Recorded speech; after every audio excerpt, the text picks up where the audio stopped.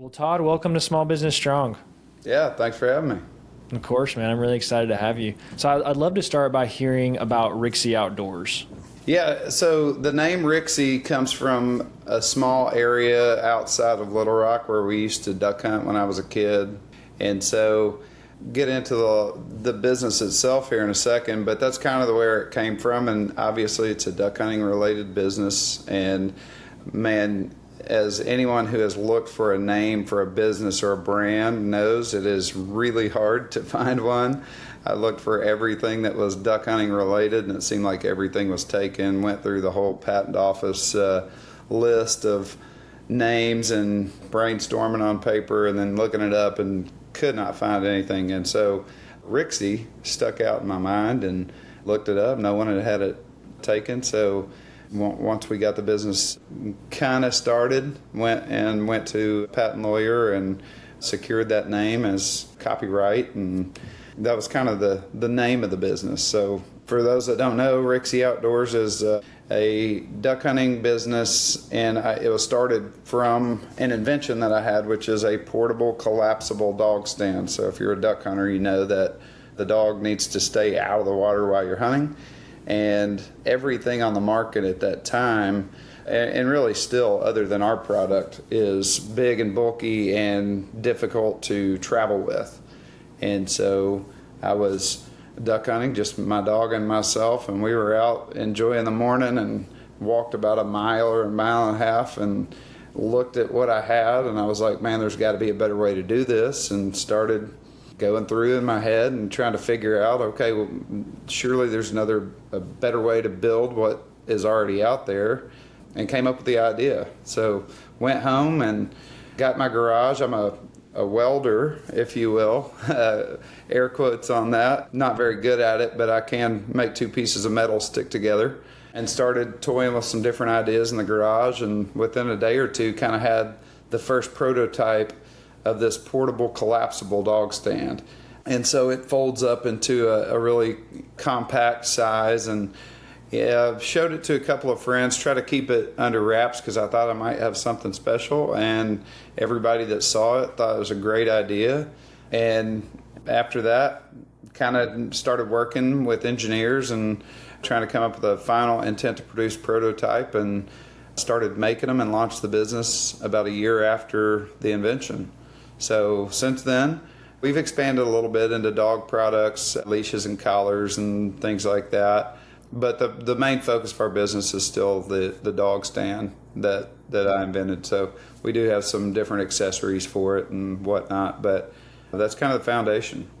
That's great. Take us back to that first prototype. What did that thing look like? Oh man, doesn't look anything like what we've got. In function, it was very similar to the way that the one functions now, but it looked a lot different. Obviously, terrible welds, and my angles weren't perfect and everything. I actually probably have it somewhere. I need to dig it out and take some pictures of before or after. It'd be pretty cool. But yeah, it was very crude, but you could see how it worked and the idea behind it. So yeah, it was a rough prototype. So when I finally got with an engineer, I actually had a friend of a friend who was in the aeronautics engineering business, and man, a couple of guys in his company just really helped out and helped me when I didn't really have funds to start. They really just kind of helped me out, which was awesome.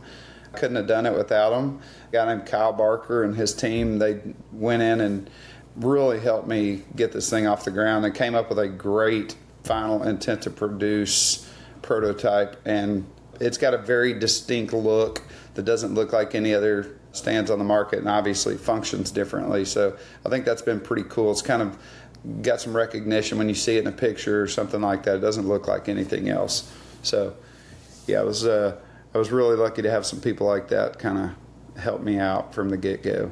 Yeah, I feel like that's the most daunting part of a product launch is you have the idea, you've made what you think is a good start, right? Like everybody has that, whether you weld it or whether you make fiberglass, like I've heard different business owners do different things, What is that process like for someone who doesn't have someone in their corner like you had? How would they seek an engineer and come up with CAD drawings and designing and manufacturing help? I mean, it just seems so daunting to me. It is. And the fact that I could make the basic prototype to show someone, like it was so hard even to my patent lawyer and even with a prototype to explain why this is different and how it works.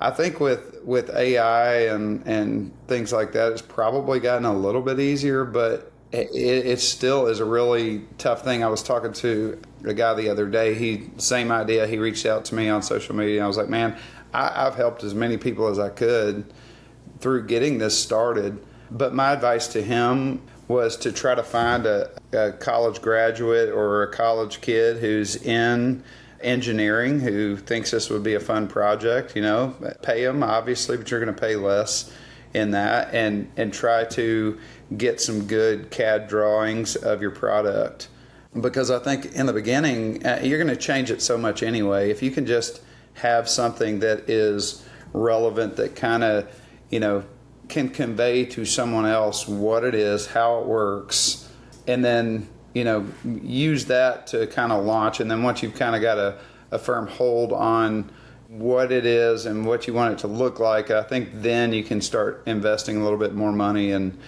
going more on the professional side. There are engineers out there, but a lot of people, I'm sure, like me, being a teacher and a coach, like I didn't have thousands of dollars sitting around, and I didn't want to take out a loan for my business and put my house on the line for it. So I tried to start small, and obviously you're going to have some skin in the game, but I think early on when you're trying to figure out the feasibility of it, is this thing going to sell? I mean, every idea everybody has you think is a great one. I've had several other ones that I tried to kind of come up with, and they haven't been as successful. And even though you think coming in it's going to be. So, that was something we didn't want to do, is put our house up as collateral for a business loan in the beginning when there's so many variables. So my advice to someone like that would be start small. If you know someone who's in that business, pay them and get started, like I said, a kid or somebody like that to kind of get you off the ground. Yeah. What were some of those ideas that weren't as successful? I'd love to talk about that, because we all have the ideas, right? And when we see someone, we just think, oh, that's the epitome of success. Like they have a cool website, a great product. What are some of those things that you struggled with and that didn't do so well? Yeah, I mean, I came out with a hitch attachment for our dog stand where you can put the dog stand on the hitch and train off of it. I use it. I love it. And we've sold them, but it hasn't taken off the way that I thought it would. I mean, if I was putting money on it, I would have thought, man, people are going to love this. And although there is traction, the people that have them like them and use them a lot, but it hasn't gained the notoriety like our dog stand has. I mean, from the get-go, it kind of took off and people recognized its value. So I think that's something too, is like convincing people why this is something you need. But yeah, and some other things that have kind of fizzled out, just small inventions or things that I thought would go. And you can go all the way to merchandise. I mean, you make 4 dozen of a particular hat or a t-shirt and you think, oh, people are going to love this. And then you don't sell any of them and you're like, okay, well, yeah. I don't know. I guess I was wrong about that. So yeah, I guess I got a lot of hats now. Yeah. Yeah, that's great. So what did your family think when you were starting this whole process? Did they fully support you, or were they like, oh, Dad's just working on a hobby? Because I know from the industry, your friends that duck hunt, I'm sure, like fully support, like, hey, how are you doing? How can we help? Keep it going. What does your family think during this time when you're starting? Well, my daughter was old enough. She kind of helped develop the website, and my sons were a little bit younger at the time, but never really heard any opposition. I mean, family was super supportive. I think my wife always said, like, from the time we got married, she's like, one day you're going to invent something and everybody's going to love it. And I just kind of blew it off because I did have a lot of ideas through time, but I finally pulled the trigger on one. So I think for me, it was almost expected from my immediate family. And I think my parents were the same way. When I was a kid, I was always building stuff and coming up with ideas. And my grandfather actually was an inventor and came up with, I don't even remember what the product was. It's something in the farming industry in South Arkansas, and didn't get a patent on it. And then somebody did, and that was always the thing, is like, he made this thing that became widely used, and just, he made it because it could help him. Like I said, I don't remember, it's some kind of farming implement. But yeah, I feel like I was lucky to have a lot of support, and my friends that saw it knew it. I'm sure some of them thought I was crazy for trying to start a company, but for the most part, very supportive of what I was trying to do. So Yeah. So over the last 6 years, is there a point where you struggled to believe in yourself and you just wanted to close the doors, or were there any hard times along the way that made you reconsider the whole thing? Well, I will say every year, we still make them in-house, but it would be the same with like increasing production numbers and stuff. And we're a very seasonal business. So our main season starts about right now, and we sell through Christmas. So in the off season, you're building your inventory, you're buying parts, and you're watching your debt go up and up and up and up. And every year you're like, is this product going to sell? In the back of your mind, and you've got to shut that voice out. But I think every year when you do that, it's a gamble, and you hope that people are going to continue to think your product's important and think it's something that they need. So I would say that's my kind of tipping point every year. And obviously, if we sell 500 one year and it seems like it's trending in the right direction, do we increase production to 1,000 for the next year, or hold it where it is? Do we make the safe play because we know we can sell the same numbers the year before, or do we try to increase? I think every small business that is in sales like that, you go through that. I'm sure it's the same way with something like you do being a handyman. It's like you go buy a piece of equipment, and you're pretty sure it's going to pay for itself, but in the back of your mind, you're like, man, I don't know. What if it doesn't? So Yeah.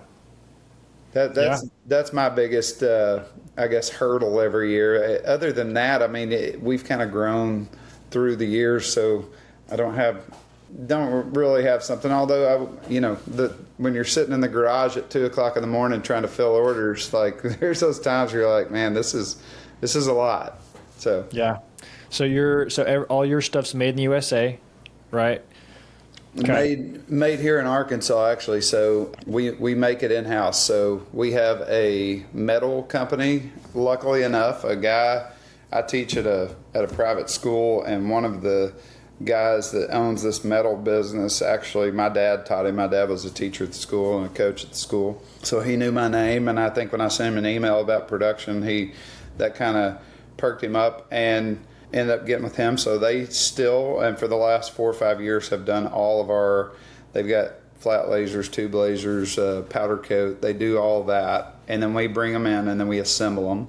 I also have a lady that is a friend of a family friend that does some of our sewing for the fabric on the stand, and then we put them together and box them in-house.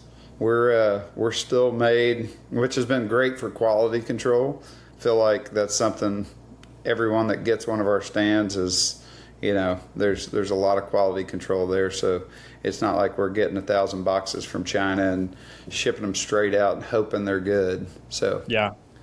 I would assume production's easier to ramp up through, having it come in through China, but really, like you said, the quality is going to be higher here, most likely thicker metal or just the right size, because you want it to be light too, but also, like you said, quality, checking the quality on it as well. That's huge. Yeah. I mean, everyone that goes out, we put hands on and see, so that makes a big difference. I mean, we just got done with the big Ducks Unlimited show in Memphis, and I had tons of people come up to me during that and say, man, I bought your product 5 years ago.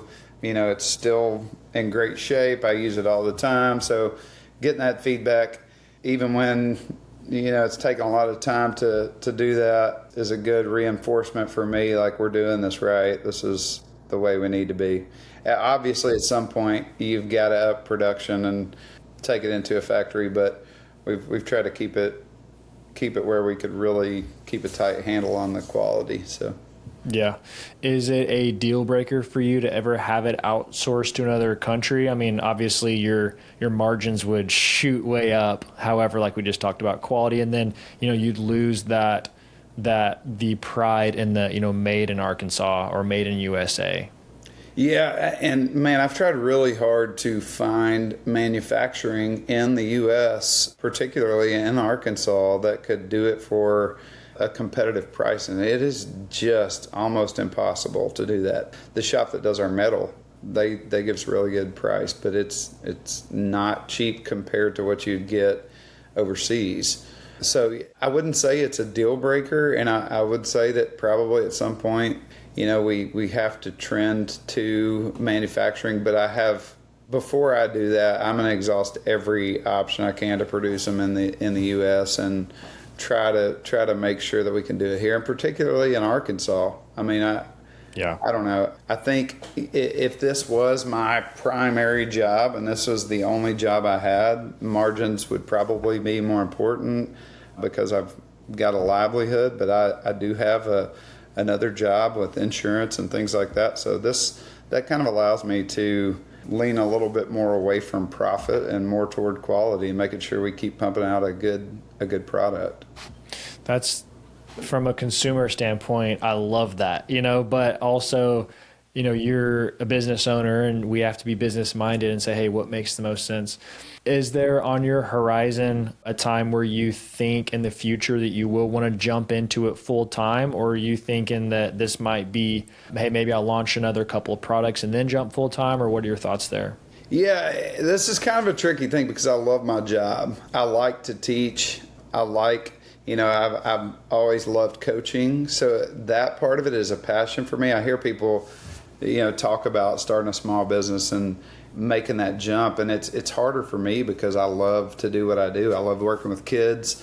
I love giving back to the community and trying to, help kids become men. And yeah, I teach in all boys school, so I don't have girls, but seeing a kid become a man because of, in part, your influence on them is such an important thing to me. So me, going full time with Rixey is something I would love to do at some point. But as long as I still continue to love teaching and the athletic side of that and helping kids, it would be hard for me to do that. And I think some people are like, why haven't you gone full time already? And that's really the reason. It's really less about the money, or, I think if we increased our product line and continued to make new products, and I've got a bunch of good ideas that I haven't had time for, I think, I could do it.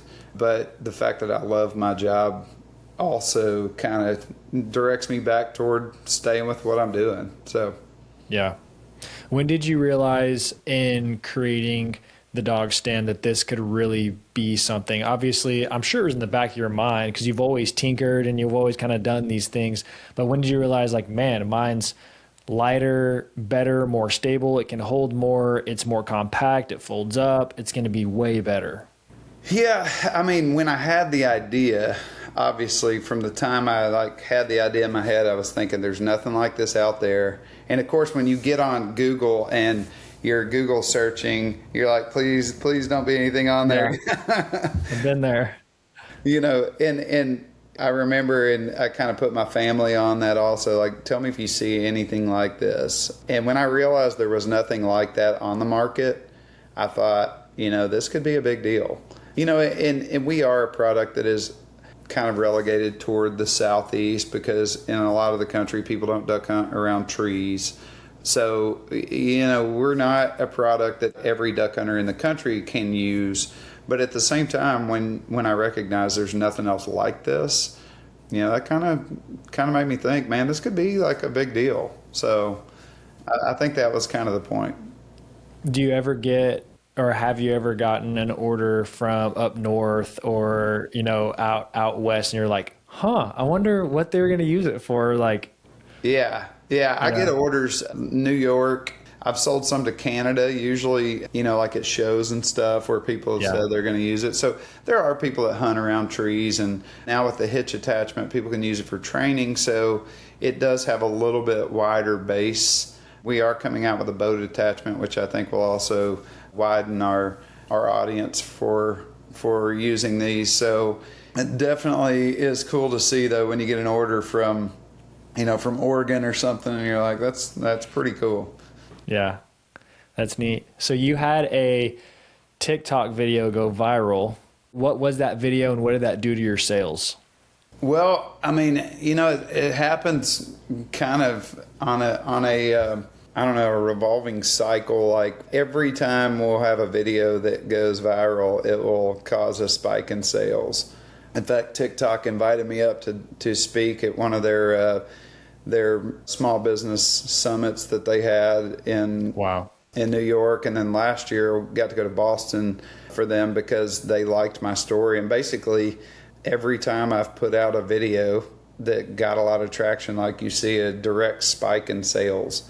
And I think the difference between me and a lot of people is that I have zero marketing background and come from a guy who didn't even, I had a Facebook Yeah. and I think I had an Instagram that I didn't ever check, and launched into this TikTok, Instagram, Facebook, and marketing. And I think people like to hear that story because it's, for someone starting a business, especially somebody my age, most of us had no background in that. So when you see a video like that go viral and I think get, 250,000 views or something like that, and all of a sudden sales start popping off, and you're like, dang, it really is pretty significant. I'm So learning that too. Before I started this, I knew how to turn a computer on and that's about it. yeah, But, as an entrepreneur, you just figure it out. If you don't know something, you Google. Now with AI, you can figure stuff out and you just work through it. That's persistence. It's part of what we do. So yeah, similar story on my end. What did that do for your validation? Whenever you have something go viral, does it just confirm, hey, okay, I'm on the right track? Or what does that do for you? yeah. I mean, I think especially when it's a product video. I mean, I've had a couple videos go to a couple million to 15 million views, but not all of those are product videos, which is just it's kind of cool to get that. And but when it's a product video and so many people out there are like, man, that's cool, I've never seen that. I think that's definitely some validation there. And you're like, yeah, you're still, this is still something cool. It's really, you're in your own world, so you assume that everybody knows about what you have. But every time I go to a show or get a social media post like that, there's a lot of people that are like, I've never seen that. That's really cool. Which kind of, like you said, it validates what you're doing and making you think, okay, well, we're still on the right path here. Yeah. Is there a mistake you've made in the last 6 years that's costed you money or a relationship or something in your product line? I think biggest mistakes would be, I mean, I've taken it really slow, so I've tried not to make too many of those, but just some of my biggest things are just bookkeeping and trying to keep up with inventory for production. So, you order too few of one thing and then you have to wait, 2 months for that to come in and then you're back ordered. Those would probably be my biggest hurdles, like the keeping up with that and then not getting back ordered or trying to figure out how much stock we need to have for the coming year. And those probably cost you business. I've heard people say that to me before. Man, I was going to buy one of your stands last year, but y'all were sold out, so I bought another one. So I think those would probably be my biggest issues. As far as relationships, there have been some relationships. I would say the only relationship issues I've had in the outdoor industry would probably be people that early on promised a lot and under-delivered as far as like social media. I didn't realize when I started this how many people were going to reach out to me with their hand out and say, hey, if you give me one of these, I will do this. And I've learned very quickly there are some very trustworthy people in this industry that are in that. And most of the time they're not asking for a free product. Dr. Duck is like one of the big industry duck hunters. He's got YouTube. He's connected with a lot of big brands. He's got, I don't know how many hundreds of thousands of followers. But I was talking to him. His name is Dennis Luzier, and he was like, I'd like to get a dog stand. I was like, well, let me give you one for free. And he was like, no, I want to buy it. So he bought one from me and started using it and promoting it. And he was like, I want to help you out because you got a good product. So that kind of really opened my eyes to realizing that most of the people with their hand out from the beginning are there for the wrong reason. They just want something for free. And a lot of times those people don't deliver back the other way, the way that they're supposed to. So I would say that's another piece of advice I have for somebody in the industry that involves a lot of marketing is have a contract written for, if you get this, you will return this. Because like I said, I've given stands away to people, especially when we first started, and expected, X amount of social media, and they make one post and you never see them again. They just disappear. So, and obviously those people don't last very long in our industry, but at the same time, it's money out of your pocket that is gone. You can't get back. I've seen that a lot too in the several people I've interviewed. Free product is one of the most coveted things among, because this is a hobby industry for the most part. I mean, obviously there's guiding and everything like that, but it's primarily a hobby industry. And so, for people who just want free product for their next duck hunt or for their next deer hunt, I think that's very common. But from my perspective, like because I own a small business, I want to support like your small business. I don't have a dog, but I want to support your small business. If I interviewed someone last week with a deer feed company and, deer feeder company as well, like a couple weeks ago. And it's like, man, I wouldn't accept, like of something, I would want to buy it from them just because it's worth it to me. And if I like it, just like Dr. Duck, if I like it, I'm going to promote it. If not, then I just won't say anything. Or if I'm asked feedback, I'll give it. Yeah, I mean, the last interview I did, or 2 interviews ago with the deer feed company, he just sent me a box of feed, didn't even say anything. And at the end of the interview, he's like, yeah, I'll send you something. I was like, okay. But I mean, I want to support your business, And so I love that. Yeah, that whole thing has definitely kind of soured me anytime someone now approaches me from a marketing standpoint. You kind of gun shy to that after getting burned several times. But I think most of those people go in with good intentions. They just don't have very good follow through. I think there's very few that go in thinking, I'm going to take your product and I'm not going to give you anything in return. I think it's usually, man, I would use that all the time. And then when they get it, they forget to post or they don't. So, yeah, I can remember giving away the first stand I ever gave away. And it's, I think our cost of production back then was, probably half of what we're selling for. And that's, $100+ out of my pocket. And I'm looking at that going, man, I hope this gets me somewhere. Yeah. What is something else, or what are other things that a small business owner in the outdoor industry could look for and could do besides a contract to make sure maybe doing background on the person they're giving it to and seeing how many followers they have? Or what are some things that you would suggest just having been through that? I would say references on those people. I've got several photographer friends in the business. Matt Carey is one of my favorite ones. He works for Gunner and Slayer and some of the other big companies, and he's just become a friend of mine. But if you asked anybody in the industry about Matt, they would give you great feedback on him. He's not holding his hand out. He does great work. He delivers on time. Like he's just a good guy. And people would tell you that. There are other people, and I won't throw anyone under the bus here, but there are other people. If you asked 10 guys in the industry, 9 of them would be like, don't connect with that guy. So wow.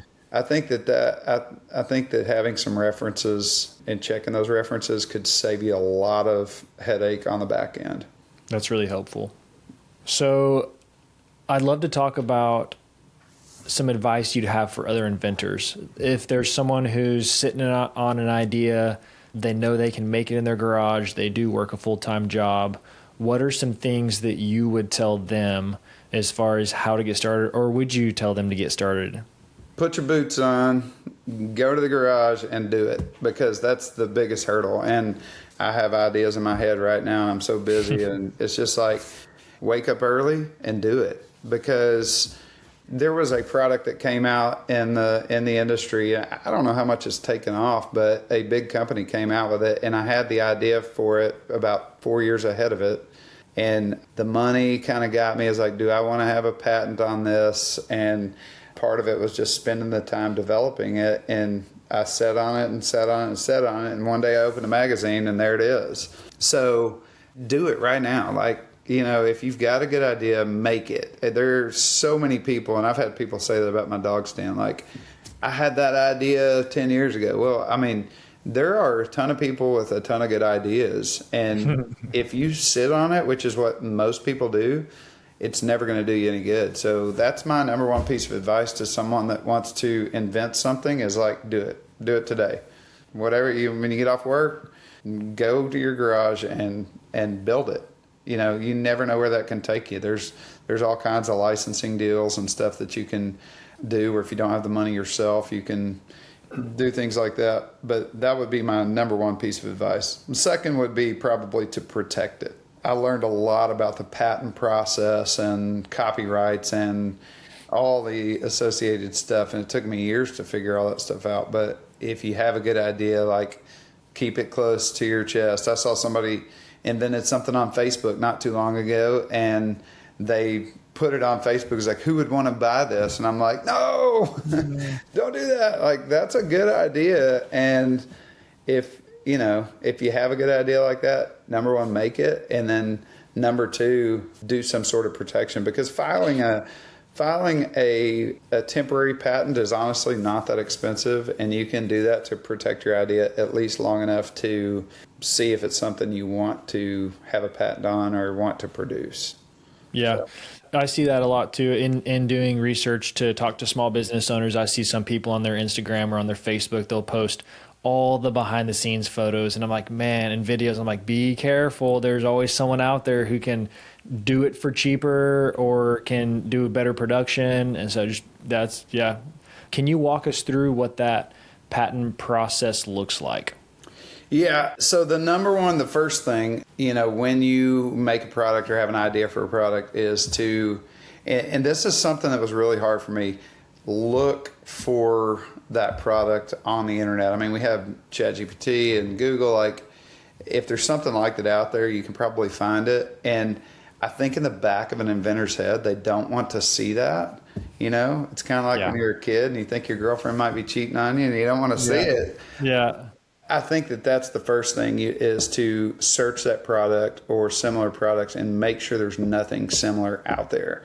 I think a lot of people fail. They go to a patent lawyer and he does a search and he comes up with, he's like, this product already exists or something similar. So that's the first part, is doing a thorough patent search. And then your patent lawyer will also perform like a deeper dive patent search. So once you've done that and you can ensure that there's nothing like that out there, there's two kinds of patents, which most people already know, which is a design and utility patent. And a design patent protects the way your product looks. So if you make a dog stand that looks unique from all other dog stands, but it works the same way, you can file for a design patent. The problem with the design patent is it doesn't protect your invention. It just means that if somebody's going to make one like that, they got to make it look a little different.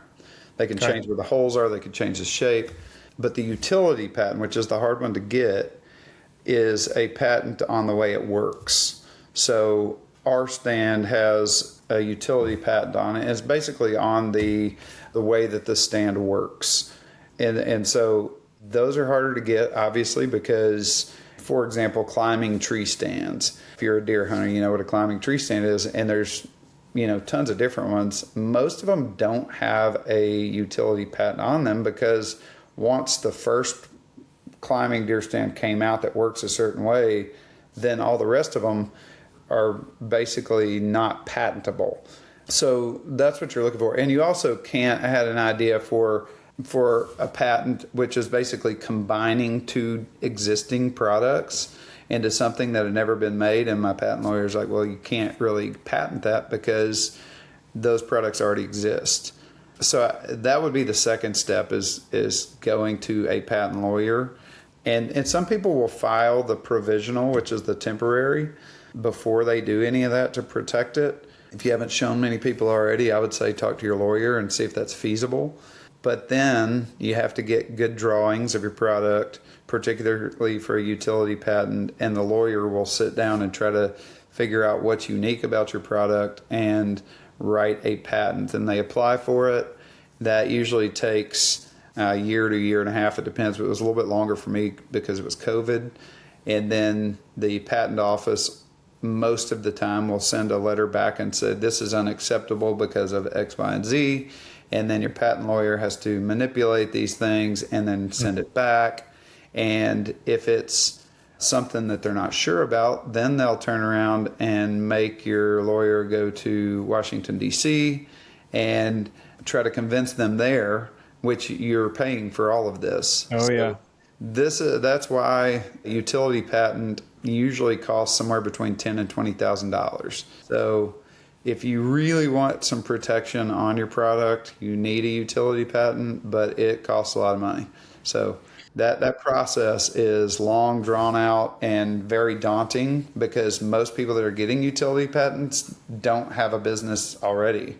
So you're going from nothing to, hey, I'm putting $20,000 into this. So one piece of advice that my lawyer gave me and I give people is most products don't need a patent. You know, if you are the first in your market and you make a really good product for a good price point, then you can make that product. You now have the market and people know what your product is. And if you're the first to the scene, usually your product has traction like that. You know, you look at Yeti or somebody like that, they've got a ton of knockoffs, but they still corner the market because they were really the kind of first ones that I know of that did what they do, and they've continued to grow their business. So I think patent for a lot of products is not something that you need. Now, I felt that I needed a patent because my dog stand that I made is so unique and different than everything else. But a lot of times, a patent is not really necessary to get started. So, yeah, that's really helpful. So one of my signature questions I ask is, if you lost everything that you had with Rixey Outdoors today except for your knowledge, how would you start over? So you lose your production relationships, you lose all your customers, you lose the product, you lose the patent, you lose everything. How would you start over, or would you start over? I think so. I think to me, having a business, especially in the outdoor industry, has been a lot of fun. Like the relationships that I've made have been, you know, as way more important than the money that I've made or the investment that I now have in the company. So I really don't know what I would do differently if I went in with another blank slate. Now, obviously, I know things now that I didn't know. So as far as like starting production and finding the right people. But if I didn't know any of that coming in, I really don't think I would have done things much differently than I did them the first time. Obviously, I would avoid some of the hiccups. I think I would be better marketing from the get-go. I think one of the things, like, to always try to make your company look very professional, even when you're first starting. I think that was kind of a mistake that I made, is like, I've got this cool product, here's my social media, and I didn't, you know, make it look as professional from the get-go as I probably could have. You know, interestingly enough, Shin Gear, which is a big company in the waterfowl industry and outdoor industry now, it's kind of rivals with Drake and Banded. They launched the same year I did, and I've watched their progression in the last 6 years, and now they're one of the biggest companies in the industry. But seeing what they did different than the way I did things, obviously way bigger budget, so not 100% comparable, but just trying to always convey that this is a professional thing and making sure your social media and your presence always looks very professional. I think that that's something that's easy to mess up on. For example, you're putting out a social media post and you say "I" instead of "we." That's something that's very small but very powerful when you're marketing. It's like, not me as a person. This is Rixey Outdoors. So little small stuff like that, I feel like you can definitely improve on. Yeah. Like, you have great photography on your social medias. What can you speak to that as far as, like, if you're going to do it yourself, you need to be getting, a better either phone or camera, or are you hiring, or like, how do you make that front look really professional? Yeah, that's a tough one. So I've decided to do most of that on my own. So when I first started the company, I got an iPhone 13 Pro, which was in I guess 2019, 2020 was a really good phone, and I used that to try to make my videos, which were not that good, but as I grew, and that's just such a tricky thing. I think as you develop a company, you have to, look at your budget. But I went and bought a nice Canon camera with some good lenses a few years ago and started doing a lot of my photography. But I've also had a lot of guys in the industry that are just, they're using my product and they'll send me good pictures and things like that. So, going back to that, talking about looking professional, I think you're inevitably not going to be able to do as good a job of that with a low budget at the beginning. But I think the more that you can learn yourself, like photography, editing, and things like that, the less money you can spend on it on that end. Because there are companies that just outsource all of that. But I don't know, to me that's been kind of part of the fun, is like going out and getting pictures and social media and stuff. So I wanted to do that and learn how to do the marketing side, learn how to do the photography, try to be able to do all of that you can do. So yeah, that's excellent. Great advice. So as my last question, then I'll open it up if you want to share anything else. But if your grandkids are watching this 30 years from now, what are you hoping they hear from you? Yeah, it's perseverance. As a coach, I mean, we use these cliches all the time about, fight through adversity, and like, it's not going to be easy, and it's really easy to throw those cliches around. But I think there's something to be said about that. Like, just when you start something, like, be dedicated to finish it. If you have an idea, take it and run with it. Like, don't be scared of the challenges that are there, and be able to move forward. One of my favorite quotes from the great basketball coach John Wooden is, it's all about the journey, not the end. So at the end of the day, you're not working toward the end of your goal. I mean, it's all about the process of getting there. And if you don't enjoy the process of getting there, and the daily process of running a business and growing a business, like, what are you really in it for? Like, you're going to spend 10 or 15 years trying to build this thing so you can sell it. Like, enjoy the daily stuff that goes along with it, the relationships you build, because it's about the journey and the time you spend there, not where you get. Because at the end of the day, if I sell Rixey Outdoors in 15 years, and I don't enjoy the process of having this business, then I've wasted 15 years of my life. And for what? So I think that would be another one, just to enjoy the process of building something. Yeah. Well, is there anything else you'd like to share, or something we didn't touch on?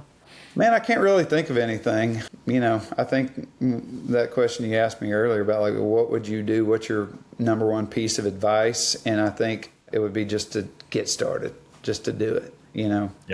If you have an idea, just get started and run with it. You never know where it's going to take you. And if it falls flat on its face, then that's okay. It's not a big deal.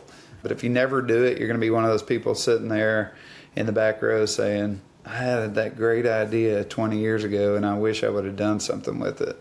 Yeah, that's great. Well, thanks so much for sharing, Todd, and thanks for being on with me today. You bet, man. Thanks for having me. Thank you.